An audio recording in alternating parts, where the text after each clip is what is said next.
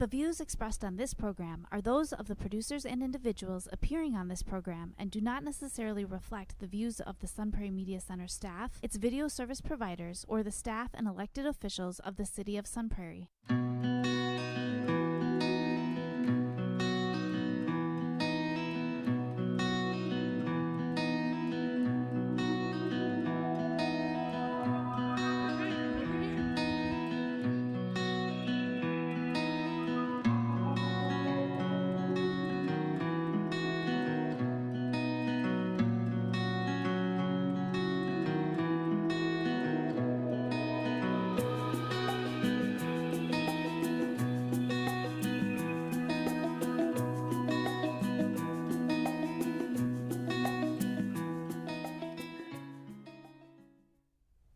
Welcome to Moments of Strength. I'm your host, Mary Kaufman. In this show, we dive deep into the lives of mothers' unique journeys of parenting and personal growth. From juggling family dynamics to personal passions and career ambitions, we'll talk about challenges, triumphs, and pivotal moments that shape their lives, emphasizing the resilience and strength that comes with motherhood. Today's guest is Dione. Dione, thank you for coming. Yeah, thanks for having me. I really appreciate that you could make this show. I know we don't know each other super well. I think that actually makes it more interesting to learn about things on the show. But we have had some time together through sports and in the community. And I wanted to invite you on because, I've really been inspired just watching your journey through social media with your entrepreneurship and while you're also parenting. Yeah. And so I think you have some really valuable things to share with your trials and successes with that. So maybe we can talk about that a little bit. Sure. So the order of the show really is I'll have you introduce yourself and tell us a little bit about who you are. That helps us learn the backstory to becoming, a successful entrepreneur, mother, things like that. And then we'll talk about your pursuits, and lots of times other stuff comes up along the way. And then before we close out, if you have some other valuable tidbits or things you want to share with the audience, which is mostly moms, we'll have an opportunity to do that. Sounds great. Okay, so thank you for coming on and helping me do this show. I really appreciate it. Thanks for having me. Yeah. So tell us a little bit about yourself. And like we talked before the show, you can start anywhere and share what you're comfortable with. So I guess my family is from Chicago. My mom is from Chicago and my dad is from Chicago. We moved to Madison when I was 2 years old. I think my mom just followed her brother. Her older brother moved here first. Okay. And I grew up on the north side of Madison. And then I met my husband at UW-Madison. So we were both students there. And he was a little bit older than me. So when he took his first corporate job, he got an opportunity to move to Atlanta, Georgia. Okay. And I withdrew from UW and went with him. And so we had 7 years there. We bought our first home there. Mm-hmm. And I graduated from Georgia State University. And ultimately, we wanted to raise our family in the Midwest and be backed by our families. So we moved back and settled in Sun Prairie. So we've been here ever since. We have two daughters, Gianna and Misha. So one is just started high school, and one is still in elementary school in 5th grade. Okay. And I'm a serial entrepreneur. So Yes. I've had several businesses, and right now I'm working with other entrepreneurs in commercial real estate. Mm-hmm. And how is that going? It's going good, but I think that's fairly new, right? That is fairly new. Switch, yeah. Yes. Mm-hmm. So one of the goals that we had were to create generational wealth for our kids and have them set up for success as well. So we want to do some investing ourselves, and so it's something I started to pursue. But now it's really shifted because I have this entrepreneur experience that has kind of set me up, and I've gone through commercial build out before. I've leased space, I've created a business and sold a business, so it's a very unique set of experiences that can really be great to help utilize for other entrepreneurs who are just like beginning that journey or somewhere in between that haven't navigated those processes. So let's That's a lot. Yeah. So I want to just go back a little bit to, so you went to Atlanta. Yeah. So that was like a big adventure because you had been here in Madison did you travel at all as a kid, or was that a new experience to sort of uproot and move somewhere else in the nation? I had actually visited Atlanta during high school with a girlfriend. She had an uncle out there, and we went and looked at all the historical Black colleges out there. Yeah. And there was I ran track, and my friend ran track, and there was a older mentor student that had graduated from our high school who was out there, and she was at Spelman. So we went and we experienced a day on campus with her. And so we did quite a few college tours, but ultimately UW was, it's a fantastic school, and I was accepted there and was given awarded some scholarship money. So I think at the time I was afraid to leave home also, but also thought that the opportunity that I had at UW was a really great opportunity. But I ended up, falling in love with my husband in a year and a half. I actually have recently asked my mom, I'm like, are you crazy? Like, I was a year and a half into school and I was on a pretty good scholarship. I'm like, you let me withdraw from UW to follow a boy down to Atlanta? If my daughter was to say, come to me and approach me with that, it would be a very tough thing for me to just allow her to go. I'm like, but my mom's like, you know what you were doing? Yeah, and I think too, your daughter's in high school now, just freshman, right? Yeah, she's a freshman. Yeah, and so it's hard to imagine. I think what happens is we think of them now, and then we think of who we were, and it's hard to sort of picture them making a decision like that. Yeah. But my oldest daughter just finished her first semester at college. But when she was just starting high school, I could have never imagined, I didn't want her to leave. Yeah. I actually talk about this a lot on this show, so I should maybe unpack that a little bit. But where is she at? She goes to Winona State. So it's still not even, it's within a couple of hours. Right over the border. But when she was younger, it's hard to imagine that. So same, if she came and said, I'm in love and I want to move across the nation, your mom was very strong to let you sort of make that decision, because ultimately we have to somewhat give way to them. I mean, they're adults, and I think that's a huge struggle as a parent, gauging, what they can make decisions on and their pursuits versus what we want or picture for them. Yeah, and I think that there is, if you kind of study or talk to people who are in their hometown and have never left their hometown versus people who experience, life in a different area, in a different culture. So Atlanta was a really valuable experience, one for my marriage and also just as a young Black professional. It's a very different, I had a Black doctor there, I had Black professors there. That was something that I hadn't experienced here. I recall we bought our first home there and we were, just getting started, but we were in a really nice neighborhood and it was working professionals in that area, and we were just getting, he was just starting his career and I was still in college.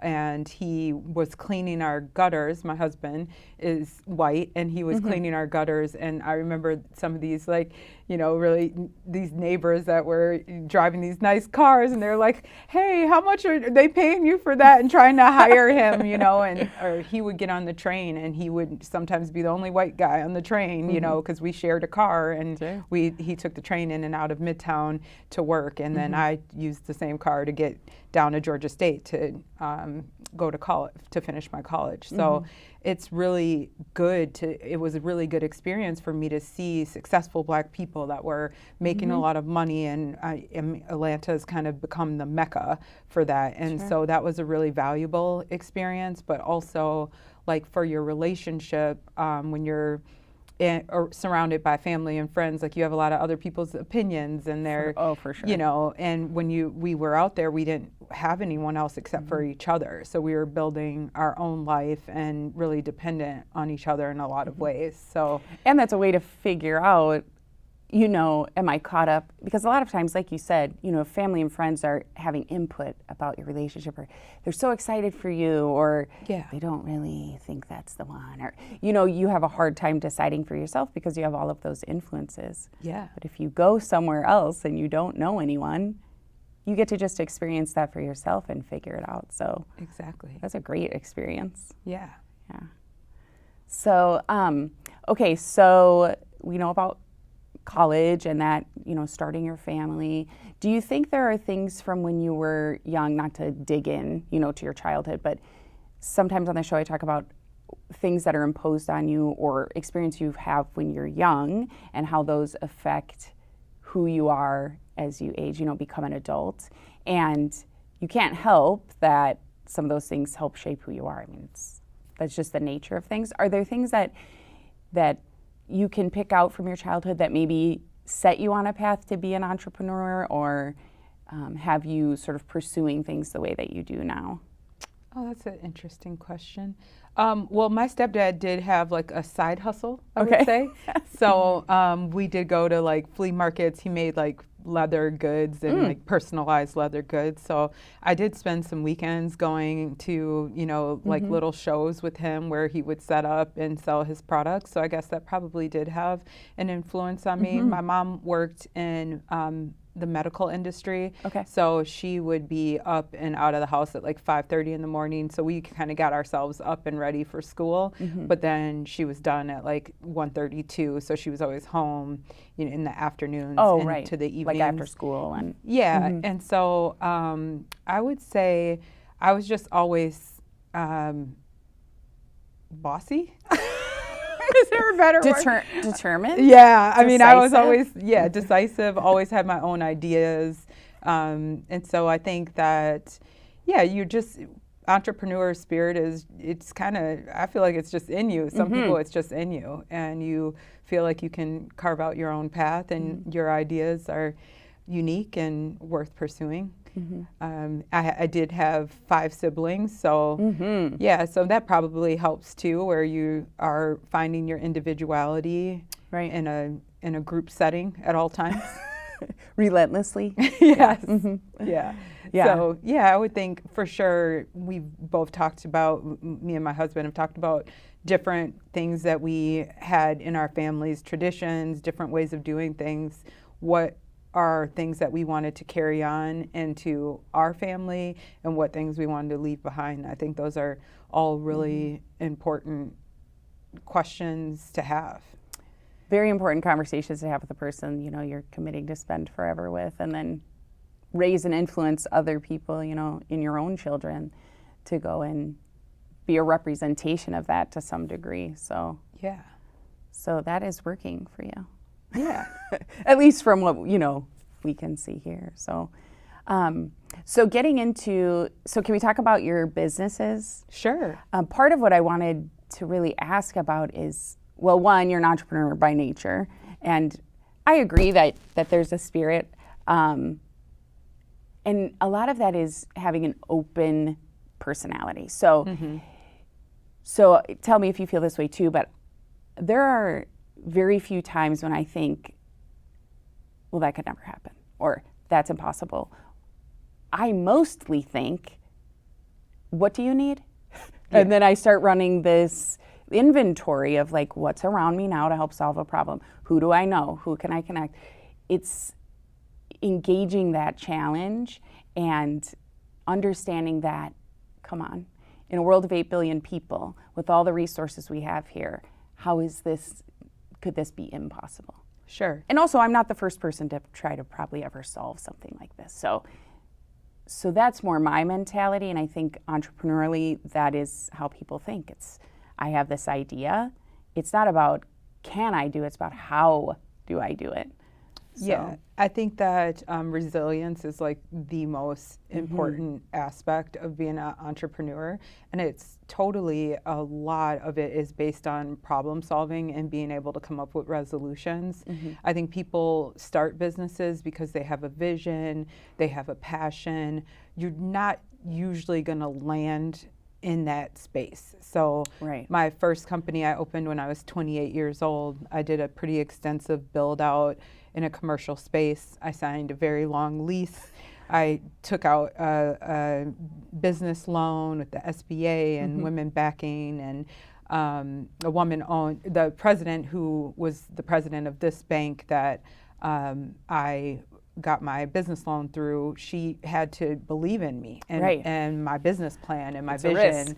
and my ambition, right? So all of those things are really projections and they're ideas until they're actualized. And so do you truly know what your numbers are going to be? Do you truly know what your staff's going to be like? And a lot of those things are concepts, and then you have to put them into play, and then you have to be able to troubleshoot your way through. And so you have to just be determined that at the end of the day, this is what I'm going to do, and then you have to relentlessly pursue that and not let the hurdles that surely there's going to be challenges. There are going to be unforeseen things that you are not going to be able to predict ahead of time, and you have to figure out logistically how you're going to make your way through those challenges, what resources you can tap into, and you have to continue to drive with that same passion that you had when you first visioned, had that vision. Right. Do you think, too, expectations, I think having realistic expectations. So just like you're talking about, you go into it and you have an idea and there are some resources, but you don't have that firsthand experience with it, so you're trusting other people. And I think that resilience you talk about, it's, you know what, I have this goal, I want this. My expectation is I'm going to take some hits on the way. And if you sort of prepare for that, then when they come, you're already prepared for that, so it doesn't, set you back forever or knock you down or knock you out. Yeah, I think that expectations are very important, and foreseeing issues before they come out is a lot of what entrepreneurship is. So you can be, my first business was a day spa, and I managed a Marriott resort spa when I lived in Georgia, and I had this management experience because once I left UW, I no longer had that scholarship. So I had to start to pay my way through college. So rather than, waitressing or doing something like that, I was in the middle of a semester when we moved down there. So I took this other program. I'm like you, I'm licensed in massage, aesthetics, nail technician. I got a real estate license. I got an undergrad in psychology. So, I think we're not just one thing either. No. You can be a multitude of things, and that's completely fine. But so I had this experience. I came to Madison, and I was going to actually go to graduate school for social work, and I was weeks before starting that program. And I moved back here, and we bought a home here, which is much more expensive than a home in Georgia. Right. And so the cost of living is more expensive in Wisconsin than Georgia.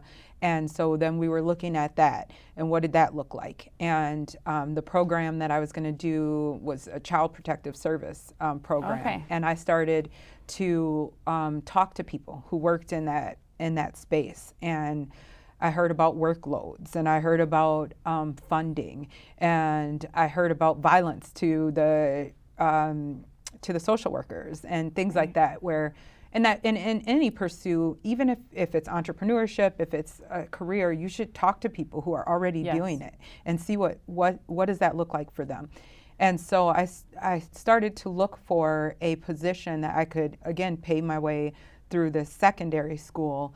And I was looking for spas that were similar to what I had been managing.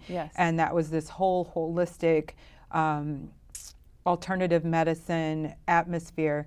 And that wasn't happening in Madison at the time. So this was kind of before the curve of yoga Gotcha. and Now there's meditation. so And now much- that, right.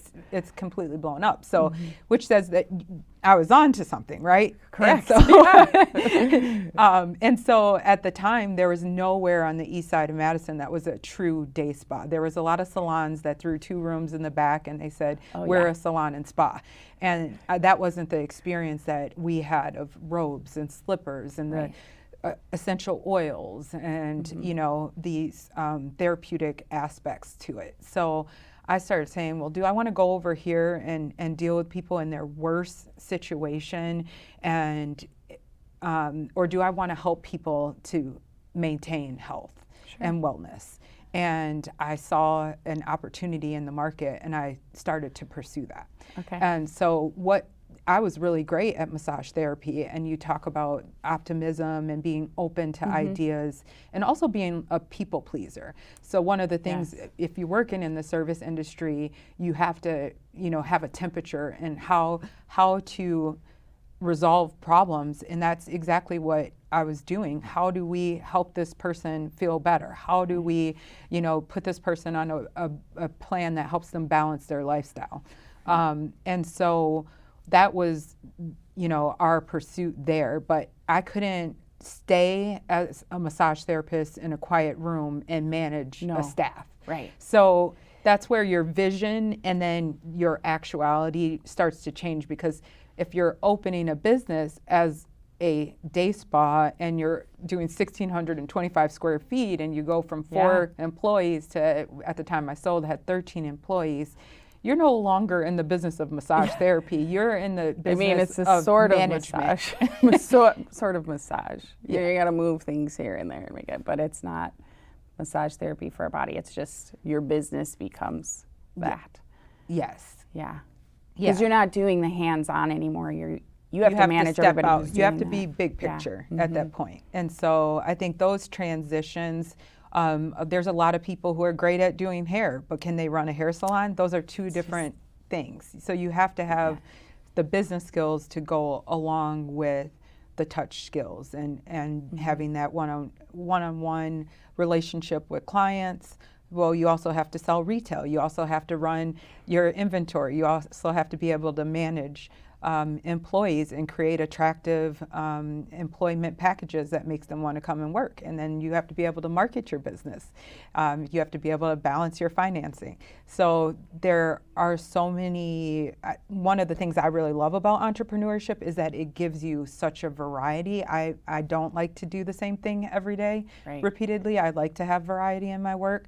But I think that as far as you're saying expectations and then reality, there's always going to be a bit of a gap, because when you're dreaming and you're visualizing, you're not thinking about, well, what's the gift card policy going to look like? You know? What spreadsheet do I have to maintain, you know, financials or something like that? Because that's a difficult match sometimes, to be a dreamer and to be a realist, you know. Yes. To be a dreamer and to be in the minutia of whatever the finances are and things like that. So it's a lot. And I think, you know, to your point about people pleasing and being able to be up and out and see your business from there, I think a lot of times, you know, and this show really is about bringing value to moms who are watching, you know, who either in the throes of parenting, maybe their kids have grown now, or maybe they're just starting out and they're just holding a baby watching this. But just, you know, if you're a dreamer, how do you take that and move into reality, and understanding realistically that you can be great at hair. And I think a lot of businesses start that way. I'm great at hair, I'll start my business. Now my friend also does hair, bring her in and do this, and now we need somebody to answer the phones. And it's sort of piecemeal as they go, instead of stepping back and putting your dream into something you can see and trying to predict. What are the things we're gonna run into? You know, and how am I going to manage that? And do I have the skills to deal with somebody that I've brought on that, you know, has issues or needs time off or just has a personality quirk that maybe doesn't jive with mine? Do I have those skills to do all of that? You really need to. Yeah, and I think the other thing is that a lot of times moms sacrifice their dreams for parenting, and that can be really stifling for your for your spirit, right? Yes. And so there are some benefits to stepping out of the role of, okay, if I'm a hairstylist and I'm working one-on-one with the client, I'm only making money when I'm working one-on-one with that client. Right. If I'm owning a salon, I'm making money when Sally's doing one-on-one and when Judy's doing one-on-one and when, Shonda's doing one-on-one. And so there are benefits to it as well, where as a mom, you would have more time to spend with your family and you can still be generating revenue while your business is up and running.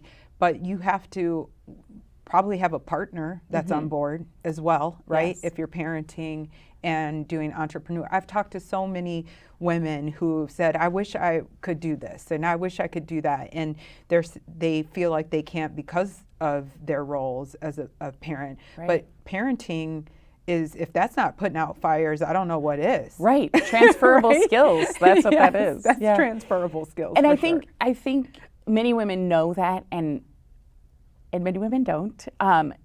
Because you'll hear somebody say, well, I was a stay-at-home mom and now I'm trying to get back into the workforce. It's like, hold on, you are the workforce.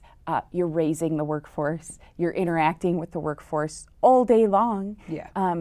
You're behind the scenes of the workforce. Yes, you're qualified. Like, you've been in the workforce. It's just you've been working for yourself. Yes. You've been working for your kids. Yep. A lot of times it's like just working for your kids. But yeah, so. So to your point, it's you are managing this business. We used to joke, I stayed home twice after kids were born because it didn't make sense with daycare. And it's like I might as well go to work and then just hand my check, because I did 3 under 5. And so I stayed home, and we used to joke that I was the director of household operations. Absolutely. Yep. So it wasn't a joke.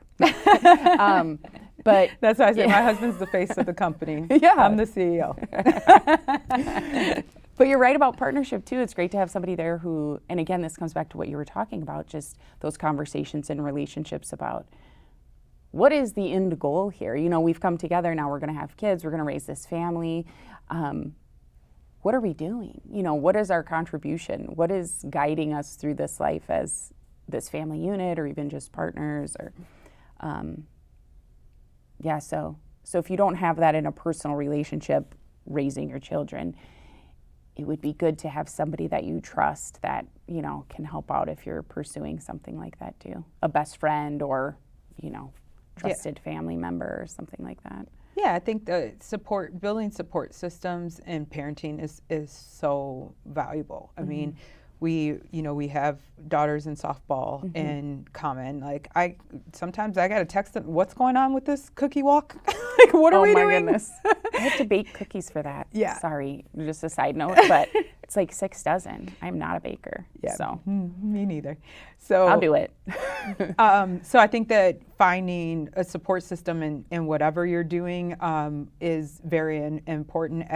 Every time I've been an entrepreneur in different businesses, I've also found other women that are also pursuing that type of workforce, and we can rely on them. I can hear how their staff is working. I had a very close girlfriend.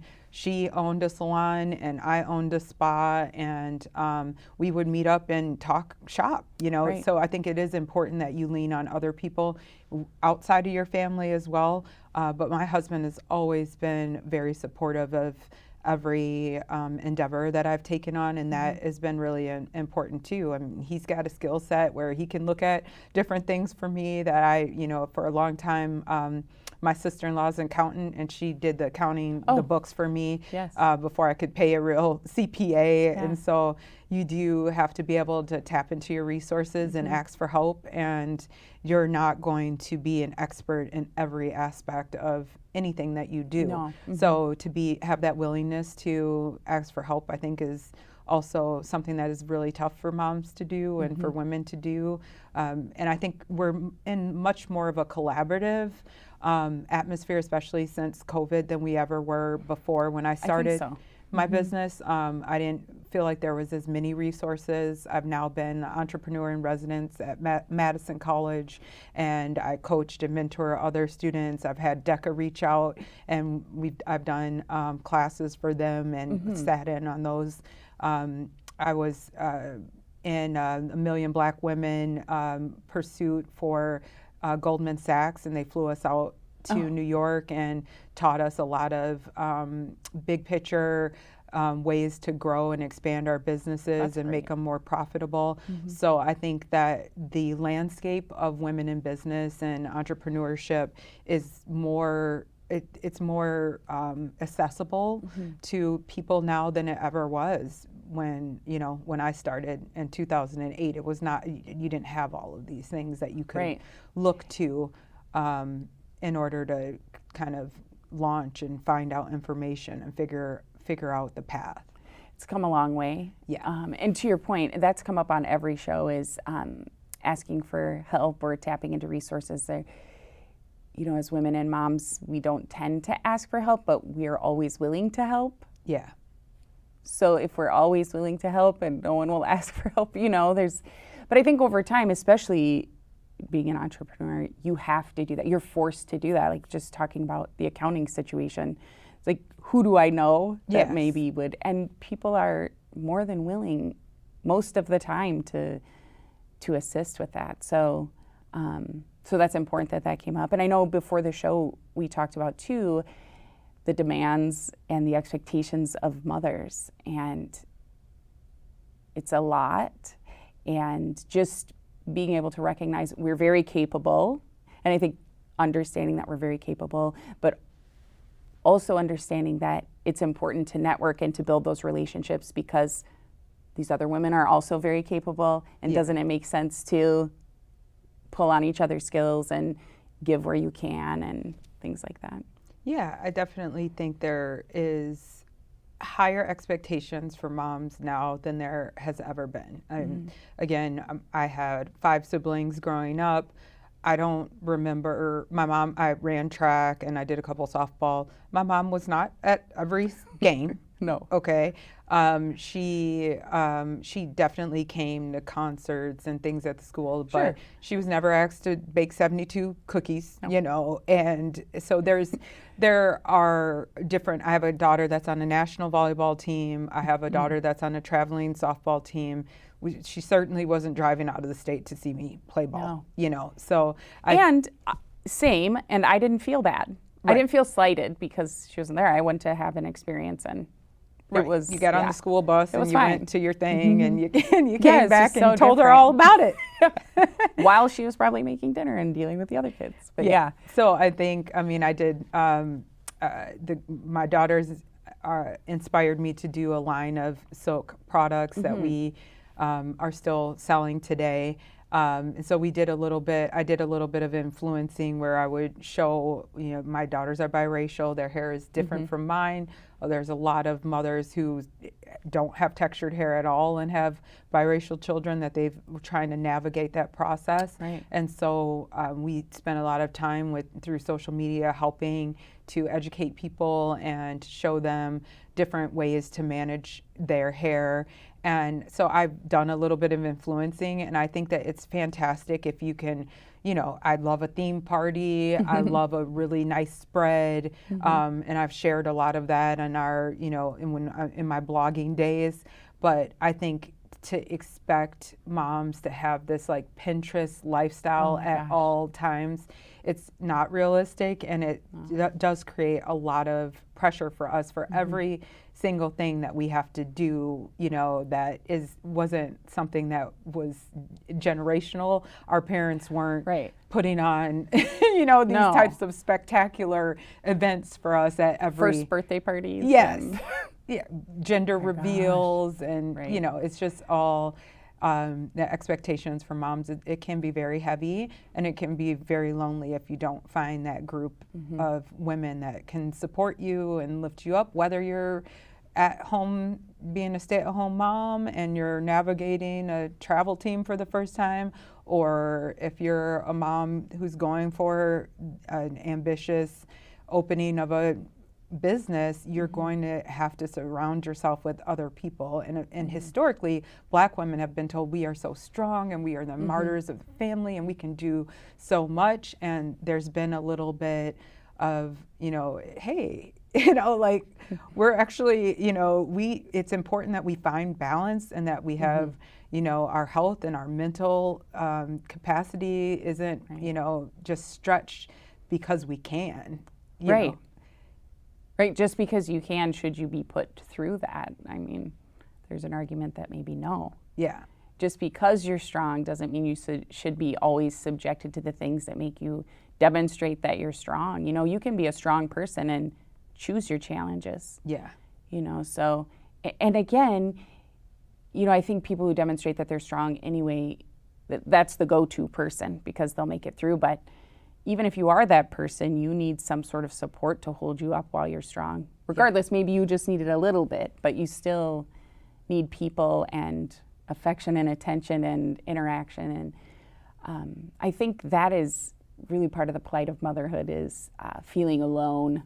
Yeah. Feeling alone. And you don't always have to be around somebody or engaged with somebody, but man, there are a lot of women out there that just, are home with their kids or maybe they work and they come home and they're with their kids and now they're just alone. Yeah. And that's not good, for mental health and the other things that you mentioned. Yeah, I'm very outgoing, and so, I think that's obviously a natural part of my personality, but I was when we moved here and into our current home, became a part of a bigger group of women that I'm in a book club with, and that's been very, like, we meet the same second week of the month, routine. and it's routine, and they're like, oh, you got book club tonight, and you feel like a little bit of guilt, and you're like, do I deserve it? Did Yeah. I earn this? Or and so it's like, but that's been a really healthy thing,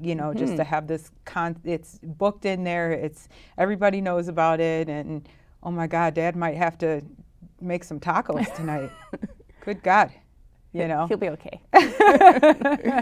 But yeah, you mentioned he's so supportive too, so, it's good to be in a situation where that's okay. And you did earn it. And I think women too, it's like, we spend so much time supporting and creating paths for everybody else. We shouldn't have to stand where the sidewalk ends, and watch everybody else go. It's we should be able to be moving too, but being selfless or sacrificing all of the time, sometimes that feels it feels off if we allow ourselves time to go to the spa, that you created or something. When you were describing how a salon just had 2 back rooms and they'd be like, we call it, I thought, well, you put me in a back room for an hour? It's like, it's still a break, even if there's no massage. So, but to do something like go to a spa, that almost feels selfish as a mom. Yeah, I think you really can present a better part of you if you're not just tapped out on everyone else. And so I think one of the things for me has been so Gianna remembers the spa. She was probably maybe 6 when I sold, 5 or 6 when I sold it. So she'd gotten a couple little pedicures and stuff. She remembers that time period. Misha, not so much. And like you said, there was times where you stayed at home with your kids. When I sold that business, my husband was pursuing some other certifications, and he's an executive that traveled. So I think that we all make sacrifices in our kind of trajectory in our career and say, okay, well, this person's doing this, I have to fall back. And then he made sacrifices when I was pursuing my real estate license and I had to study. And, you have to have that give and take.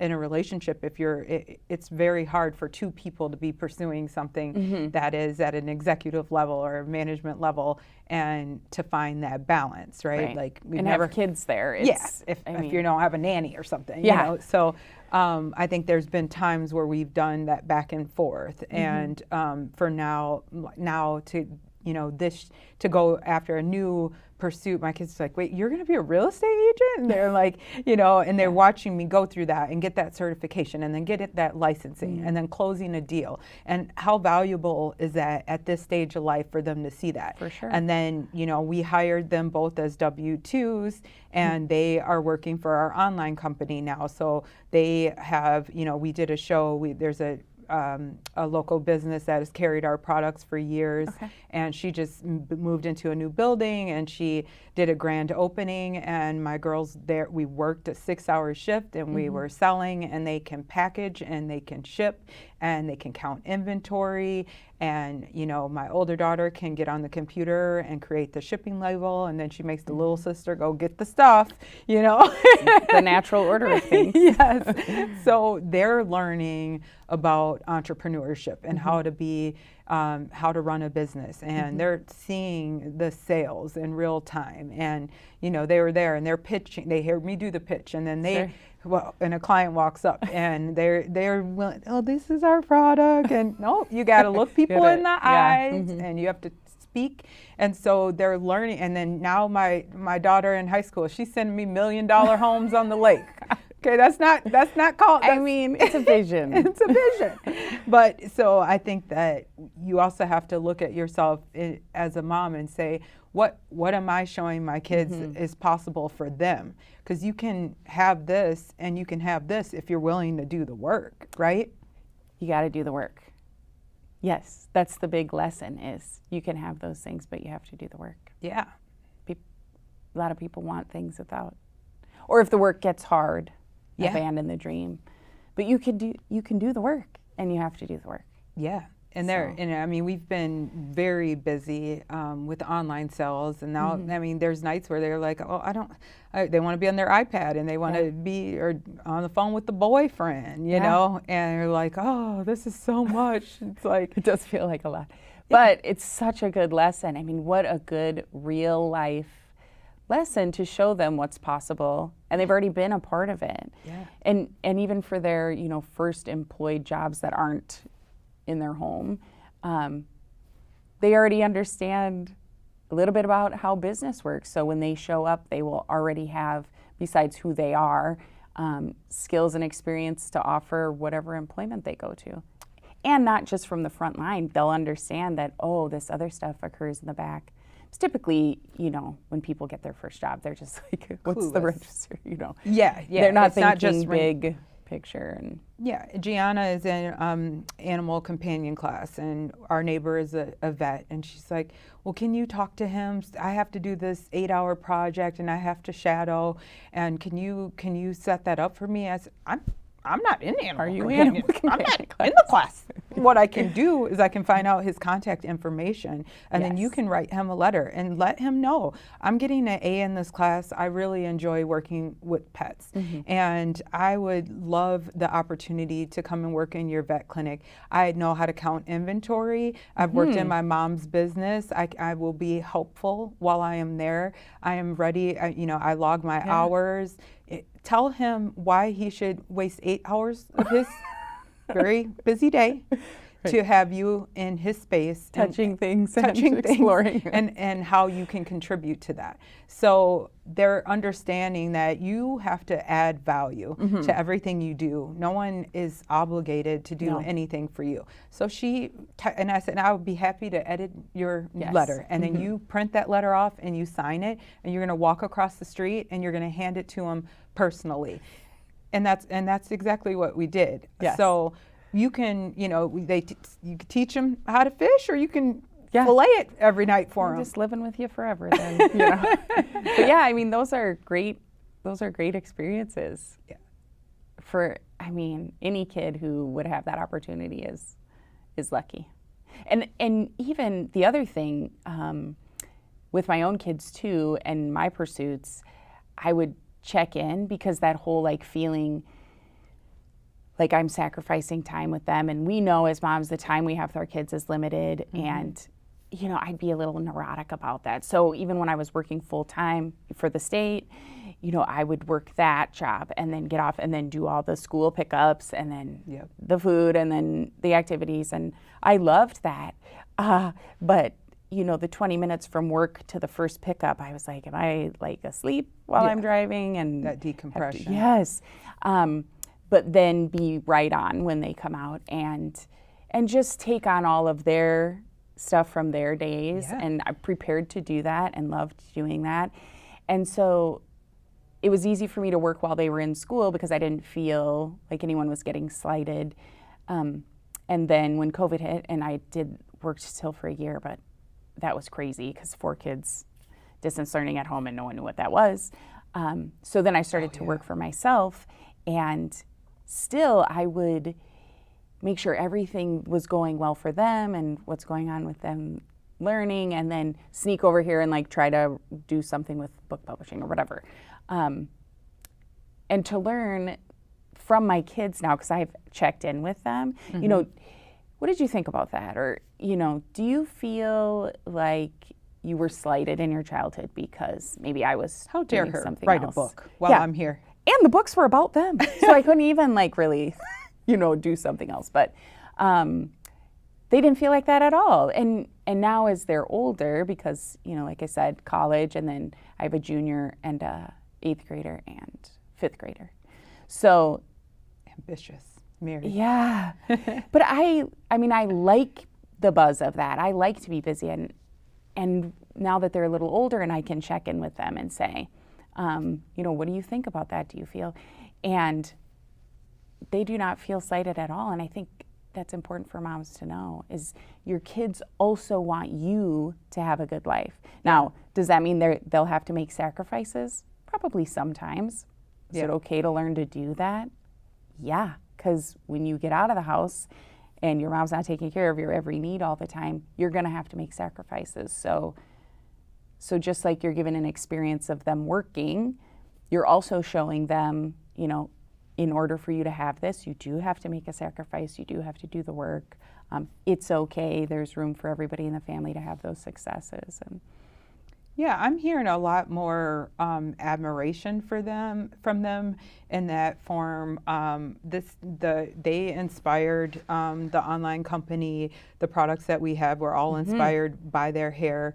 They have been in multiple situations where people have, just doing that show, people were like, oh, I bought this before from the boutique. I was hoping you guys would be here. That's one thing, to sell something to someone one time is great. When they come back a second and third time for an order, and as they're fulfilling it, they're like, this is her 5th order, or a mom coming up to us like, this helped us, it's changed our life. I was not able to figure out what to do, and this has changed our routine. For them to hear that, it's like, wow, like you have the ability. We're shipping to France, we're shipping to the UK. There's a strike right now in Canada. We ship a lot to Canada, so that's been a challenge this season. And they're seeing this, and they're like, wow, like this is year 6 of this. Is this her 2nd company? Now she's on to her 3rd company, and that whole line of products was inspired by them. So for them to step into that role and take that ownership, that's going to have a very long-lasting effect on them. And they're saying, like, we're not just these robots that are here to just serve them. And being unavailable to your family and having them to also participate in what it takes to run a household is something that's very valuable, because it's not Gianna wanted to have her boyfriend over, and we finally agreed, and we were going to have this dinner. And then one of the softball moms, who I had talked to about buying a home a while ago, had reached out, and she started showing interest. She wanted to do a showing that Friday night. The conflict. Yeah. So she signed with me that morning. We did a showing at 6. Dad had to go and get the boyfriend and bring him over and do that whole intro. And get picked up by the dad. And I met them, and we had the dinner at the house. And then 8 o'clock, I got a text message they wanted to write an offer. So I'm like, everybody's got to leave me alone now. Like it is, you're not going to be accessible to your family at all times, and to say that you have other priorities is not a selfish thing. Right. It's actually, it's a very normal thing, and for a working mom. And I think that I've dealt with different phases of mom guilt and different ways, whether that's going to get my hair done or going to book club or, you know, pursuing my entrepreneur pursuits. And it doesn't benefit my family for me to deprive myself of the things that if I have a hole in my space, I'm going to fill it up with something, Yes, right? So for me, I am most fulfilled when I am doing something that I feel like is progressive, when I am pursuing my ambitions, and when I'm fulfilling my dreams. And they are a big part of that. They have inspired that. And I think that's something that should be celebrated in families. And honestly, can they fold their own laundry? Can everybody make can pull out some leftovers? Yes. You know, I'm not by any means not still cooking dinner every night, I'm still reading all the emails, I'm still showing up for the schools, so I think that it can't always be one person, and that's in everything. I think we volunteer and we do all of these things for the teams and for the birthday parties, and that's another thing about giving up, some of the control of everything too. Like I've sent the husband to go out and get the birthday gift for the kids' party, and take them to Target. Because you're like, will it be the right? Yes. But eventually, who cares? It's a gift. Yes. There was some thought put behind it, Yes. It's okay. And the other thing I think that does is sort of undermines that person. It takes away from the credibility of that person to not allow them to do it. So you're saying, and I'm very guilty of this, it's like, maybe you can't do it right, so I'll just do it. Yeah. Well, that's not very nice, because now you're like married to or raising someone you feel is incapable of something. And sure, why are you putting yourself in a position and like it's their that? Friend. Like, I don't talk to this kid every day. Sure. Did you get an idea? Did you start to talk about some of the things that they would like? So it's giving them some autonomy and giving them some responsibility. And I think that we've been such a do-it parenting kind of culture where we're doing so much for our kids, and sometimes even when it's painful, you have to allow them, the ability to fail and to mess up, and it's really tough to do as mom. I definitely like to control everything. I'm type A personality to the end, and I've had to learn that. And like, now once a week, my husband will cook the dinner. I'm like, so are you putting the seasoning? So are you willing? Blinders on. Are you willing to actually allow them? Or like I said, a couple years ago, I decided the kids can do their own laundry. The key is you never look in the drawer, because if you look at what it actually looks like and what it used to look like when you do it, it's not going to look the same. No, the goal should be, is it clean? Yes. Beyond that, you have to. You got to let it go. Let it go. And that's a wrinkly mess. That's a hard lesson, I think, for moms to do, especially as you're transitioning from, big kid to tween to teenager. There is a releasing of power. I'm still working on it. It's hard. It is still working on it. Definitely hard. And then there's this sort of beautiful thing that happens where you're sort of level. You're still the mom. You don't have to tell everybody you're the mom anymore. I'm the mom. You know, I make the decisions. You don't have to do that anymore. But it's this leveling out of, you're becoming sort of this adult who can do most things. And now we have a relationship where it's like, do you want to just sit and chat instead of, input on whatever it is their plan is for the day, or helping organize that, or it's just beautiful to watch them grow into that. It's hard when they're young because you think like, I don't ever want them to get their license, you know. Oh, yeah. Because under the wing is so much better for the mom. Yes. We think, you know, because we have that control. But then when they start to develop just who they are going to be, you know, as an adult and how they're going to contribute, and you start to watch that, it's, I mean, it just is unveiled sort of beautifully, I think. Yeah. You know, but in middle school and the beginning of high school is like really rough to. It's terrifying. It is, like every day. Yeah. We've talked about that like on most shows too. Middle school. So I did want to ask before, you know, we wrap up at all, but can you talk a little bit more about just, do you want to give the name of your business, and maybe if you have a website? I think it's been on, you know, it'll show on the screen, but Yeah. talk a little bit about your products if you know, want to generate some business from people who are viewing, or help them Sure. out by providing something they may not know is out there. So our online business is Swirly Co, and it's Okay. silk products that are meant for curly hair. So, you know, we started off really focused on the girls' hair and managing biracial hair, but there's a ton of women who have textured hair or have curly hair. And so I think we have silk pillowcases, we have bonnets. Our biggest sellers are the silk line hats. And that just is another, how we kind of talked about evolution of a brand, right? So we really began it because we couldn't find a kid's cap that would fit our kid's head and stay on it throughout the night. So a lot of curly hair girls, they focus on not washing their hair every day and starting from scratch. So you want to have more longevity with your wash days.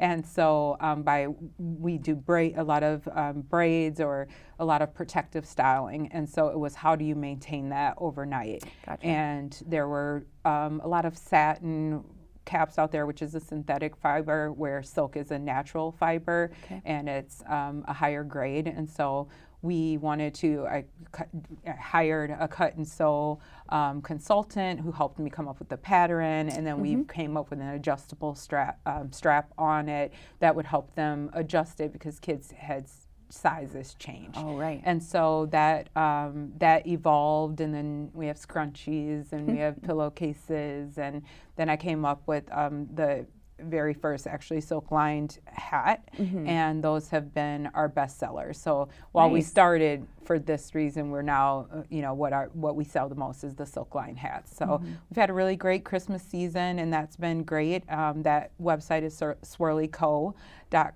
Okay. And now I had a brick and mortar business. I sold that business. We have the online company that the girls are helping to run and manage and taking, you know, somewhat ownership of. And now I'm really excited to help other entrepreneurs that are pursuing their journey. And I've been negotiating leases and helping companies find space to create their visions, because I've had that experience, and now I can help them on their journey. And that's been really, really rewarding as well. So can people find you? Say there's somebody here who is an entrepreneur who, you know, has questions. Is that me?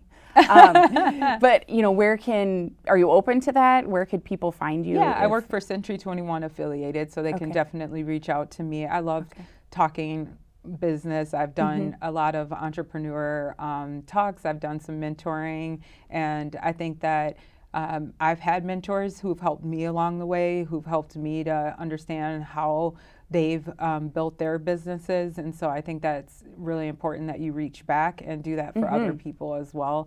So I'm definitely someone, you can buy me coffee and wine anytime.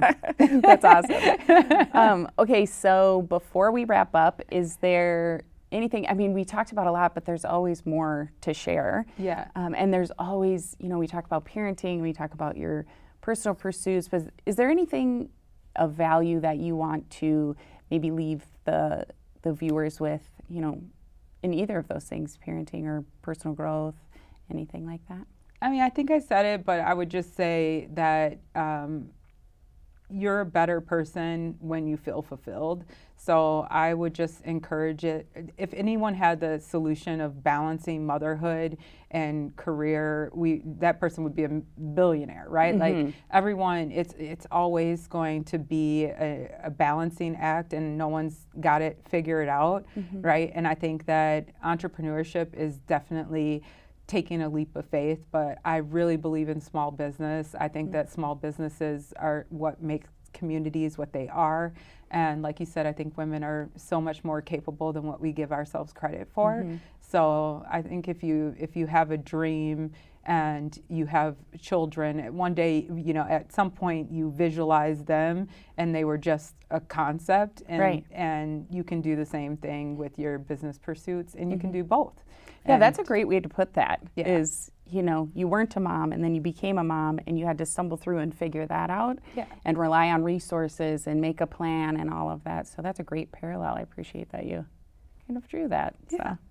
Okay, well, thank you so much for coming on. I appreciate it so much. This has been great. And people can reach you at the websites that you mentioned. Yeah. And they can ask you questions about entrepreneurship and give you a call, right? Yes, they can. Okay, awesome. Thank you so much for coming on. Thank you. And just remember that you have your own perspective, but don't be afraid to step into somebody else's. And hopefully we've provided that for you here. Be resilient, show up every day, even when it's hard and even when you're getting knocked around. Rely on the people that you know, draw from resources around the community or even the next door neighbor if there's somebody that can help you out. Continue to pursue. We saw great examples of that today. Get up and pursue. You're capable. And if you feel alone, you're not alone. You are in a club of about 2 billion people, and we're here for you. So thank you.